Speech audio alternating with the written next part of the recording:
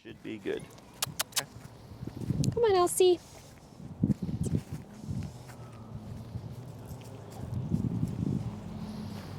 Come on. Good girl. Break, break, break.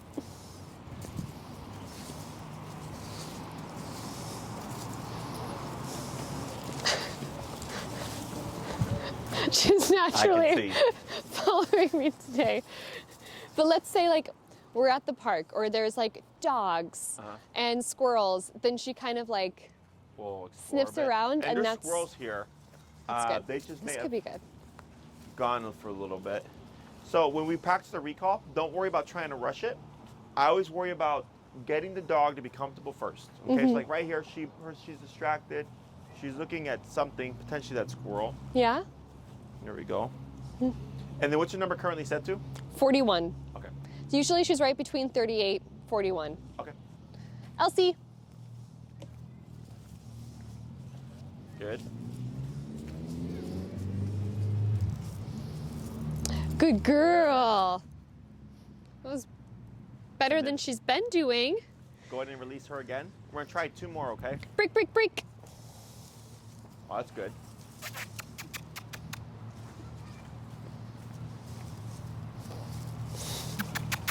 Hi. Hey, Elsie. She sees me, she's like, oh, this is gonna be not so fun. Elsie. Good. Good girl.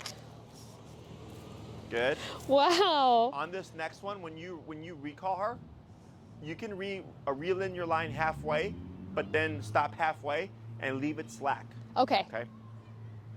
Okay, break, break, break.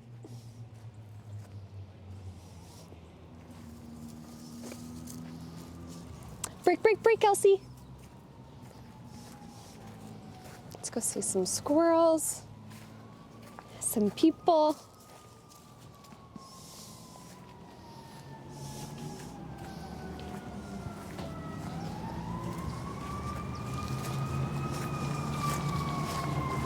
Elsie. Good.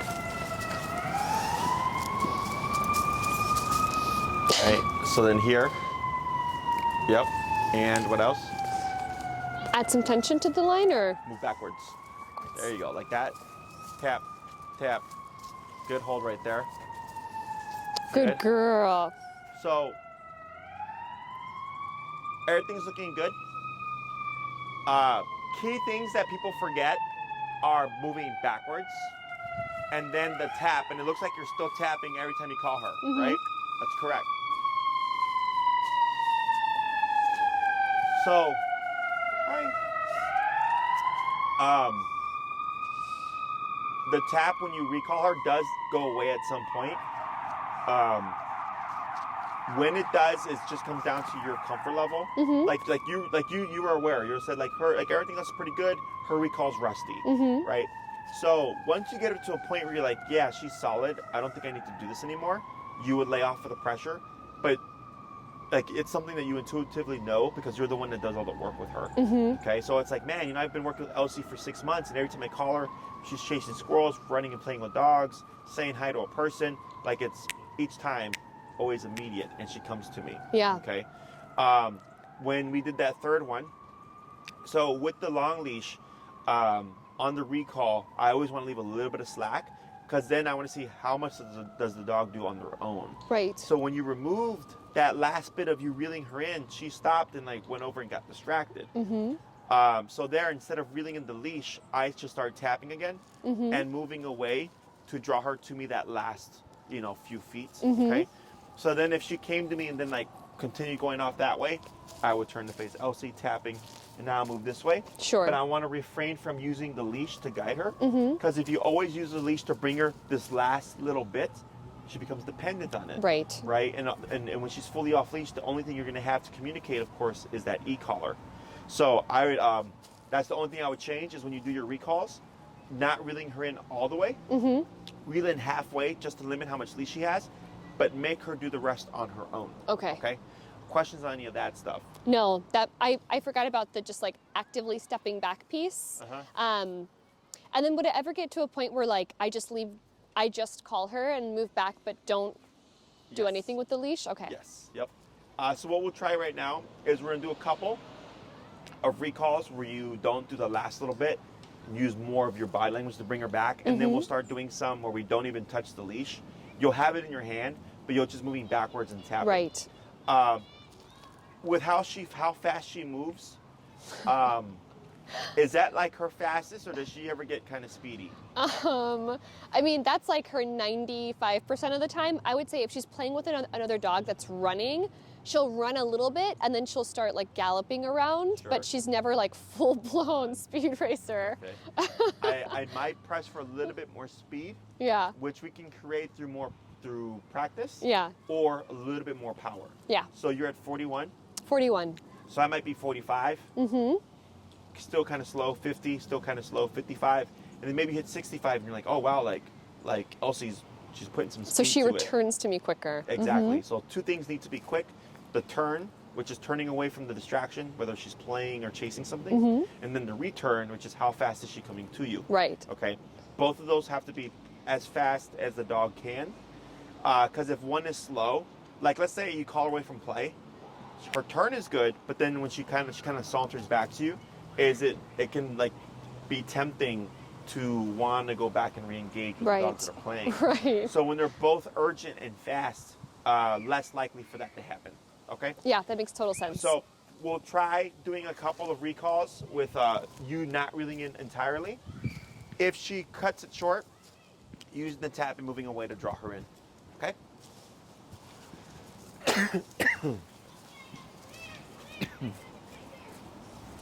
Elsie.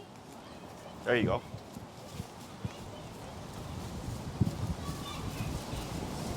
Right. Good girl. That's good. Yep, Wow. praise. That was very good. That was a very good recall. Girl. Good girl. Were you listening? Huh? Good girl. Okay, break, break, break. Let's just try one more. And then I'll have you like kind of move into that area over there to give her some new ground to explore. Yeah.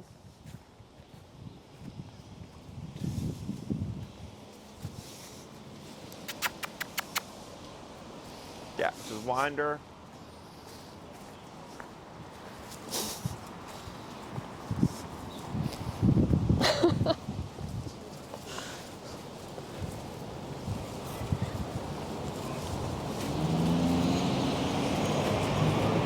Good. Now here, just let her have this for a little bit.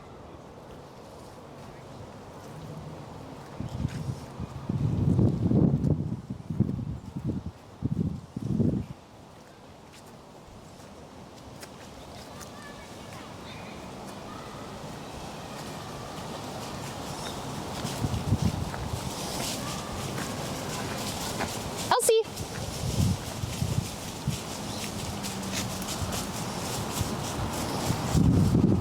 Yep, back tap. Up.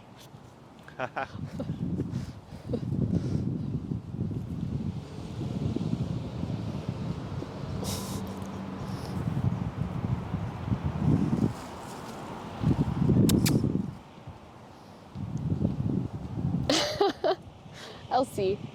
Good girl. Good potty. Girl.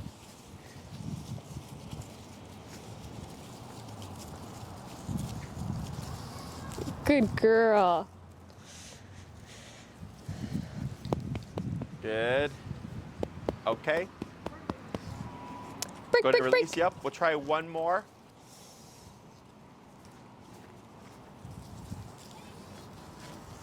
Now, when you try to practice with her, does she like normally wander this easily? Yeah, always. That's good. That's good. Makes life easier.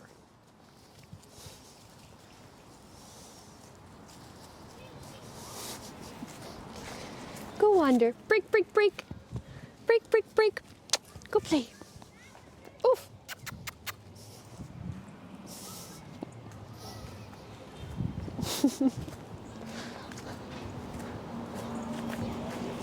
Elsie, look. This way.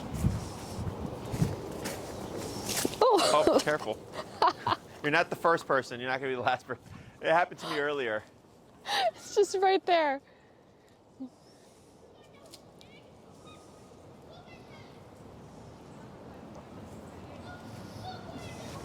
She's pretty like in tune right now, which is rare, but it's nice. It's different.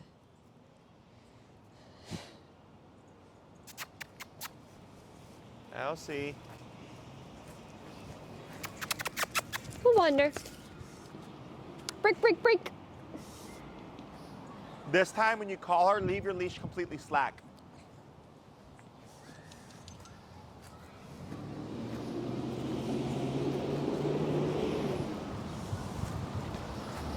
Elsie. Good, yep, that's correct. Now here, take a step back. Tap, tap, back tap, back tap. There you go. Wait a second. Tap, tap. Now back tap, back tap. Keep moving back, tap, tap, tap, tap, tap. Keep moving back. Yep, you got it. Hold right there. Good. Good girl. Now praise. Good girl. Good girl. That was right next to Mama. Good. That was right next to Mama. You did so good. Good. Go ahead and release her. Good, good. Break, break, break. Now here, come around this way. There we go. Cool. Now come towards me, and we're going to ignore Elsie for a moment, okay? So, right there, she landed just a little bit too far, okay? Now, we tend to accept that and then move towards the dog, and I always make the dog close that last little bit, Right. okay? That's why. So, she was real close to you, but I said take a step back and tap because she was just a bit too far, and then it sent her going the other opposite, way, yeah. right? So this is a part of proofing. Is I use every opportunity to use that remote to bring the dog in because of stuff like that. Okay, so when we get a lot of successes or like where the dog's just consistently like being really good, we tend to get like a false sense of security of like, oh wow, my dog knows it, right? But it's when the dog screws up that matters. Okay, so right there when you tapped her, she got confused and she's like, and she even sped up a bit. Yeah. Right? So you would keep the pressure on and then keep moving back until at some point the leash is going to catch her. If she gets caught a bit, do your best to make her come to you, okay? Because our instinct when we see the dog get tangled or caught up is to want to stop, right? You might even see her panic. I've heard dogs yelp and scream when they've gotten caught in the leash because they panic. Got it. And the owner's like, oh my God. And I go, no. I'm like, make it work, do it, do Right. it, do it. Because should you ever need it to absolutely work, you might be in that kind of situation where Right. Elsie's scared, Elsie's something's going on, she's under stress, and you're adding in the e-collar, which is also a stressor. You might have to like bump your collar as well, which is even more stress, right? This is a controlled context where she got panicked because she got confused, she got caught up a little bit on the leash, and I use all that to my advantage because to Elsie, if she gets caught in the leash and it freaks her out, she doesn't know it's just the leash. You know, that for the human, it's like, oh, you're just caught up in the leash, you're fine. She doesn't know that. Right. In her mind, she's like, something's getting in my way and I'm freaking out right now. And I'm telling you, you still have to return to me. Right. Okay. So should you find yourself in a situation where there's an emergency and you've made this happen, she's already done it before. Okay. You've also already done it before. Because Right. everybody's natural instinct is to want to stop. Right. Okay. Or they freak out. They're like, oh my God, or they'll drop the leash. You know, or they'll move in towards the dog and they go, no. I'm like, make the dog work through the pressure because that's how you build reliable Reinforce. recall. Yeah. Okay. Now, do be mindful because with the long leash, like let's say it's wrapped around her leg several times, I would stop and reset because if you do pull that leash too much, you're probably going to break her leg. Okay. If it's just wrapped, like earlier, the client I had before you, the leash wrapped around her butt and she was just like this. So she was completely fine, but it was catching her in the butt. She was freaking out. And then, of course, the owner stopped and wanted to move in. I said, no, keep moving back and tap. And then she finally came forward because what's causing that leash to tangle up is the fact that the dog's not moving forward. 'Cause Right. the moment she moved forward, there's nothing on her butt anymore. Okay? So anytime you see something like that, our instinct typically is to lay off pressure, stop and or reset. My suggestion is you always work through it. Yeah. Okay? Especially now because she's on that long leash. We're not worried about is Elsie going to run away and not come back. I have a means of making a return through directional pressure. Okay. So in emergency situations, you know, you'll be freaking out. She'll be freaking out. So when we get things like this, now you've experienced it. You've worked through it. You're like, oh, okay, that wasn't too bad. She's experienced it. She's worked through it. She's like, oh, okay, that also is not too bad. Okay, so it goes both ways. Yeah, that's huge. So what I would suggest is being a bit more strict on how close you require Elsie to come to you. On that last one, when she took off, like she was right here, right? Kind of like practically sitting on you. It was because of that. Right. So now she's learning the collar means to come closer, not to try to push away. Okay, so if Elsie lands too far outside of your bubble, just making sure you always tap and move away to draw her in, which will probably push her away in the beginning, until eventually she learns, okay, running away from the e-collar is never a thing. Running to mom always is. Okay? Questions on any of that? No, that's super clear. I guess more of like a curiosity thing where like owners do share like, oh, my dog's so good, but like this one time they were chasing another dog and like they ran away and it was a terrifying thing. Yep. Like for these e-collars, at what, like should that happen, is there like a distance that I should be aware of? If that like it's not, I guess like how like long? When is that? That's a mile. A mile, okay. Yeah. So like if I can see her, chances are I'm having an effect. But like if she went like past the end of the park, for instance, that might be too far. No, you still have control. Okay, that's Yeah. good. Now, because here this is all pretty much for the most part open. When you go into the neighborhoods, it's different because Right. now you have buildings, Buildings, yeah. stuff like that. In an emergency situation, and actually, just before I forget, one of the things I like to have my clients do, that I recommend they do, is when you feel like you've done all that you could do with Elsie, and you feel like her recall is great, you can call her away from play, you can call her away when she's chasing something, like all that stuff. You feel really good. You've done all the tapping stuff, and it's like, yeah, her recall's really reliable. I'll go up to the park, pop her on a long leash, act like nothing's going on, max out the collar. Okay, 127. And with no words and no warning, you just go with, I do 3 rapid fire, tap, tap, tap, or you could do a continuous hit and see what does Elsie do. Okay, so it's gonna suck. So if Elsie's all the way over there, I'm holding onto the leash, 127, tap, tap, tap, right? She tries to run away, you would work her at the level of 127. You would not go down lower, okay? Pull, tap, tap, tap, tap, moving back, draw her in towards you. She comes to you, good girl, praise, praise, praise, praise, praise. Okay, break and act like nothing happened. She's probably gonna be very paranoid though, okay? Or it's tap, tap, tap, and she yips, but then immediately returns to you. Okay, so the reason why we do this is in an emergency situation, you're more than likely gonna be capped out on your collar. Right. You're gonna be 127. So going back to earlier, I was like, if you do this stuff now, work through the panic, work through the frustration, work through the nervousness, your own personal, like you're feeling bad because Elsie's yelping or whatever, right? Is you're doing it all in a controlled context. So should it happen, you've already done it before. Right. So I tell people it's like having a fire escape plan and hoping there's never a fire. Because if we don't have one and then the fire happens, well, now we're in the middle of a fire trying to figure out what do we do. But if you've had this practice fire escape plan, you've done it before, you're still going to be scared. Right. But now you have a game plan and you may not perform it perfectly, but you have something to go by. Yeah. It's the same thing for you and your dog, okay? So like Melissa with Nash, you know Nash, right? Because he took off on her. Are you aware of that? I feel like she told me about it once, but Yeah. not like in detail. So it was before our 3rd class. So we had heel 1 and 2, and 3rd class was going to go into recall. Nash took off on Melissa before the 3rd class. So she's at Trebs, the dogs are playing.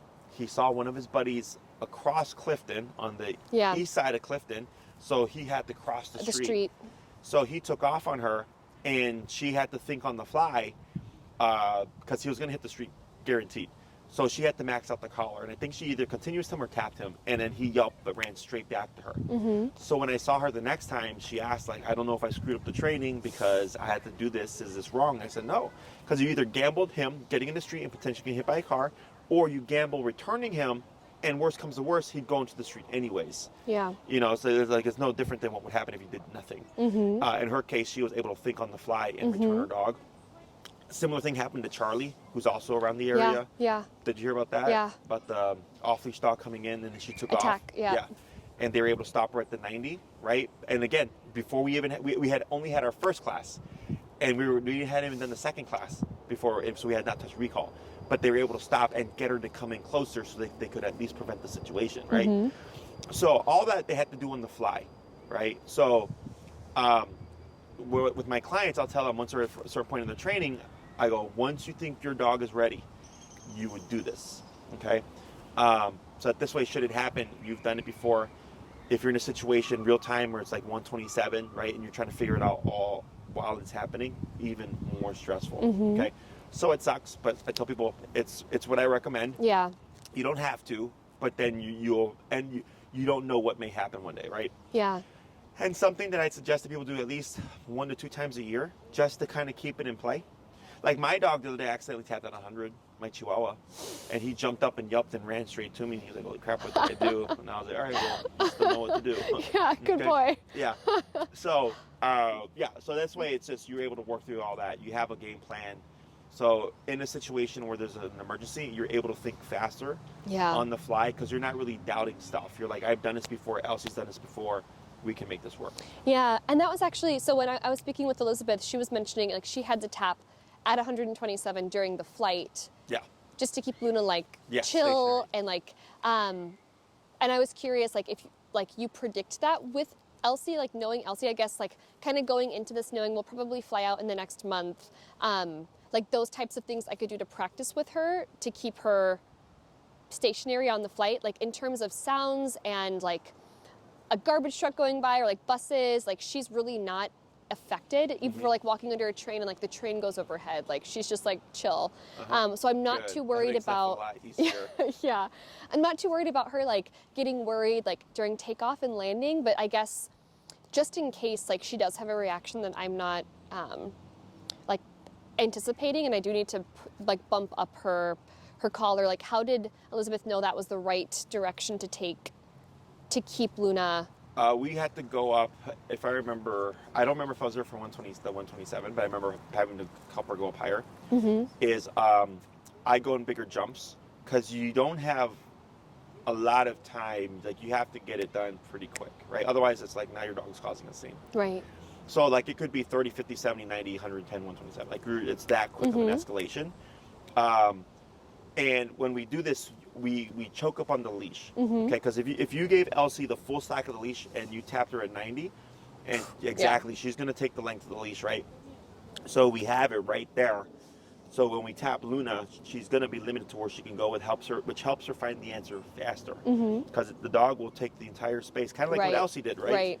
When you tapped her and she got confused, she's like, well, I have 30 feet of leash here. Right? And she took all of that before she finally returned to you. Same concept. So knowing that, I shorten it. So when I tap the dog at a higher level, if they try to move, they're not going to have much space, which helps them learn. Because if I can't go much farther this way, can't go that far this way, here we go. Yeah. Okay. And then not rapid fire. Because when you go, so you can create more pressure through speed, rapid fire taps, or through higher pressure, slower taps. Okay, so if I hit her at 90, I have to give a little bit of a gap to allow the brain time to process the 90 hit, but then process what am I supposed to do in response. Right. Otherwise, if you keep 90, tap, tap, tap, tap, tap, tap, tap, she's gonna panic. Right. Okay, because it's too much pressure too fast. So, one thing what's the highest you've ever tapped her at? I think it was her first lesson when the collar wasn't really Sure, fitted correctly. I think it was 80. Okay. But she wasn't really responding to it. And then later on in the lesson, we were at 36, 45, depending on how she was responding. And I've only, what's worked with her is she responds very well between 36 and 40. Okay. So that's usually where I keep her. Sure. So what I might do is when you do your down exercise, 50, right? Then work her at 60, then work her at 70, and 80, right? So little by little, you're just going up higher as you work with her until you get a feel for how she responds to the higher levels. Again, you're just, it's kind of like a precursor, just in case. Because that's the thing. I was I don't want to tap her at 90 for the first time in flight if she's not acting, behaving well for whatever reason. I always suggest that people work outside of the problem. Yeah. So yesterday I had a client whose dog, when they got into the building, she was holding her son. And the dog just took off to go say hi to a neighbor dog. And she's and they just had their first class, so this was her second class. And she's I don't want the dog to pull me down and I drop my son. And I said, we'll work on this when you're not holding your son, or to be at a higher level, working your dog through these things So that, and then when you go into the building, you're already preset at 60 Right. instead of 30. Right. Right. So like right off the bat, it's an immediate hit, and the dog should return, no argument. Okay. So if it is on the flight, the other thing you can learn to develop is just your eye. So I can see a dog be remoted and know, oh, 40, I need 90 right now. I can read that all within the moment. So when you do this, you can kind of see when Elsie feels 40 versus when she feels 50 and 60 and how she responds, and get a feel for like, okay, so if you're on the flight and you've done this enough, and let's say she does panic and you tap her at 30 and you're like, yeah, that did nothing, and you'll already know I need to go to 70. And if she's panicking, like what would that A lot of display? movement. Just like Flight response is almost always like Okay. the first thing. You know, that if you don't know, run. So that's a dog's first instinct, is typically flight. Okay, so you'll see a lot of shuffling, a lot of head movement, a lot of up and down. Like you'll just see a lot of like trying to get comfortable, because there's no avoiding it. Right, they're on the plane, it's rumbling. There's no accepting it because it's her first introduction to it, and there's no fighting it. Right, she's gonna want to run. So when you tap her at the 30. If it's impactful, I always tell people it should be night and day. So if she's like this, and then tap, boom, and you literally just see her shift gears, then I go, man, 30, wow, that worked. Or if it's the tap, and you can just see where she's just not phased, I can go up to 70, tap, and she's still not phased, 100, tap. And then you start to see her pacify, and then I go, okay, cool, I'm at 100 right now. Okay. So you just get a feel for it. Yeah. But when you work with her outside of the problem, and you can pair in food here. Yeah. High value stuff like, you know, chicken, turkey, bologna, hot dog, sausage, whatever, because you're gonna put her under a lot more pressure. But that's what I would do. You know, start off at your 30, and then at 40, but within the session you're increasing by 10 every couple of reps. Okay, because then you have to learn. Okay, I'm at 127, tap, because she's gonna freak out because of 127. Right. But then you're learning, how do I work her through it? Right. To get the result that I want. So similar to the recall, right? You might tap and she might try to take off.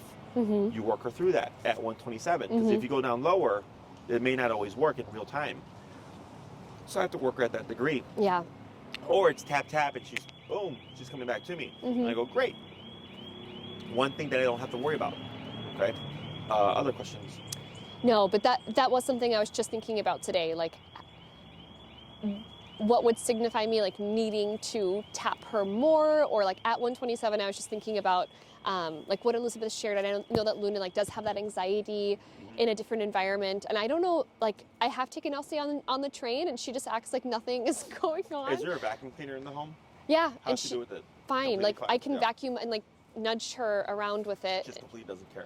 Yeah. All signs point to you should be fine. Okay. But it's good to have these things covered because you don't know. Right. You know, like I had a client, dog has no prey drive except for like one specific animal, and it's like crazy. Birds, squirrels, none of that stuff. Rabbits, nothing. I think it was like deer, right? And they only knew this because they have a lake house. Okay. And it's, you know, so there's deer in the woods. Yeah. But they're like, you wouldn't know it. You know, they're like, because our dog is completely blasé about everything, right? But then deer.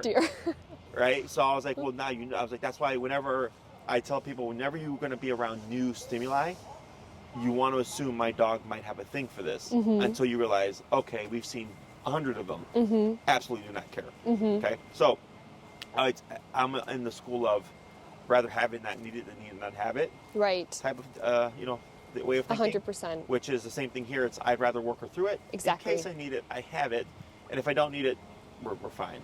Okay. Yeah, that definitely feels like something we'll be working on in the next month. Just because like I have only kept her within this like bubble. 10 bubble because she is really responsive to it. And I was curious, like once I get to this point, like in recall, where like I need to pull her away from a squirrel, or like she's being a little more resistant or just uninterested like that, I would bump it up eventually. Yes. But like Skylar came home and she was like, Peaches was on 90 today, and I was like, man, like.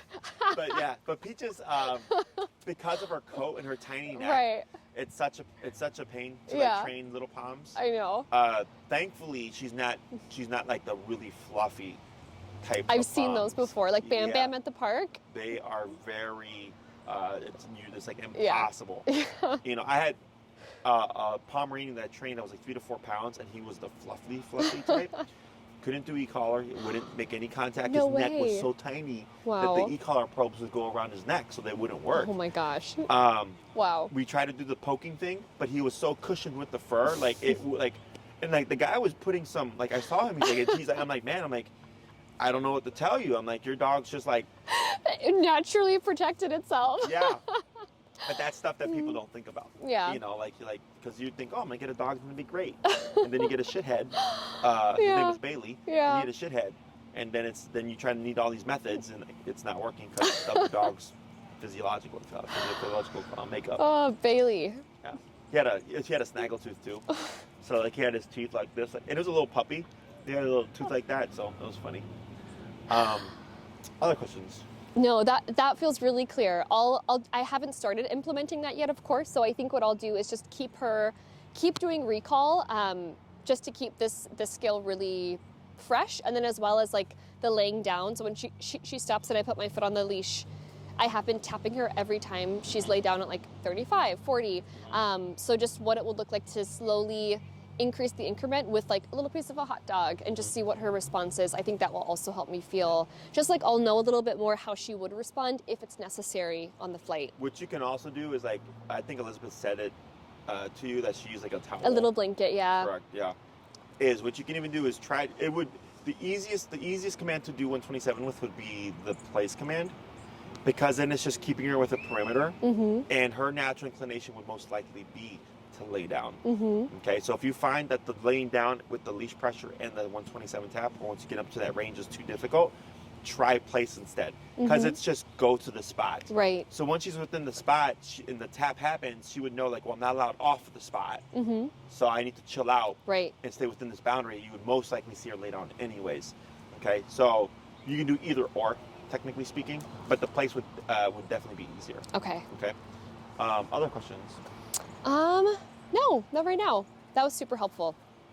In the meantime, keep practicing your recall. I wouldn't stress it too much. I would just worry about the stuff you're going to need for the plane. And then if anything pops up between now and then, if you're trying to do this stuff at the higher level, you can shoot me an email, and then I can help you via email. You can always book a one-off as well if needed. Yeah. Because you've already done a program, so that's not a problem. You can also, if you're doing something and you feel like you're close, but you're just, not quite there, people will send me videos, a 30-second video of, what they're doing, and they'll just say what they're doing, and then I can watch it, and then tell them, okay, this is what you did incorrectly. And a lot of times that actually works. Okay? Because you're close, it's just a last little bit. Right. And then I can give my insight, and a lot of times people actually get it done that way as well. Anything else? Nothing I can think of. Okay. I think you'll be great. I think you'll be just fine. I think so too. Elsie's got a good personality. Yeah, she does. Super chill. I have another client. She's got a Newfoundland. Oh yeah. Yeah, or Newfoundland. Yeah. Yeah. Most people big are puppy. very calm, right? Whatever. Yeah. Not this guy. He is through the roof. Really? He is super excited. He's probably way bigger than Elsie too. He's or that size. 1.5 times her size. Wow. He's a big boy. Dogs, humans, reactive to both, lunging and barking, would drag the owner down. Yeah. So it's do we get so lucky with you? Yeah. Anything else? No. All right. Well, good job. Thank you so much. You remembered everything correctly. It's just a matter of practicing, tightening up a bit more on the expectations of the command. Yeah. And then just kind of, when you think you're ready for the recall, using max power. But definitely in the meantime, you can start working with higher power just in case for the plane stuff. And Skylar told you we live by or she lives in those high rise. There's that dog bowl place where all the puppies play. Oh yeah. So you guys is it by Cannon?